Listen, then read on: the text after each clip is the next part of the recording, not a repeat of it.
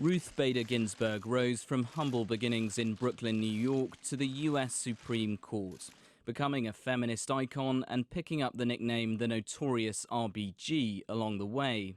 What did you say your name was? Ruth Bader Ginsburg. Ginsburg's early years as a law student in the 1950s were dramatized in the Hollywood movie On the Basis of Sex. When she was nominated to the U.S. Supreme Court by President Bill Clinton in 1993, Ginsburg highlighted the scarcity of women in the legal profession in her early days. My law school class in the late 1950s numbered over 500. That class included less than 10 women. In the 1970s, Ginsburg led the Women's Rights Project at the American Civil Liberties Union, winning a series of landmark gender discrimination cases in the Supreme Court. Professor Paul Schiff Berman clerked for Justice Ginsburg in the late 1990s. He remembers Ginsburg being asked by a visiting Girl Scout if she'd always wanted to be a Supreme Court justice.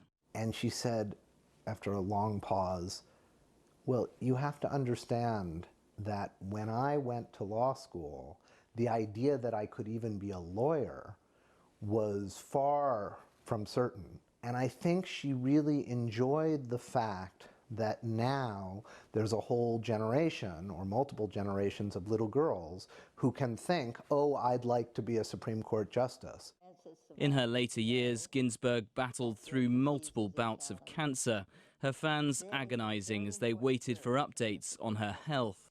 I, Ruth Bader Ginsburg, do solemnly swear. Justice Ginsburg was the second woman to be appointed to the U.S. Supreme Court. When asked when there would be enough women on the court's 9-member bench, she answered, when there are 9. Giles Gibson, CGTN, Washington.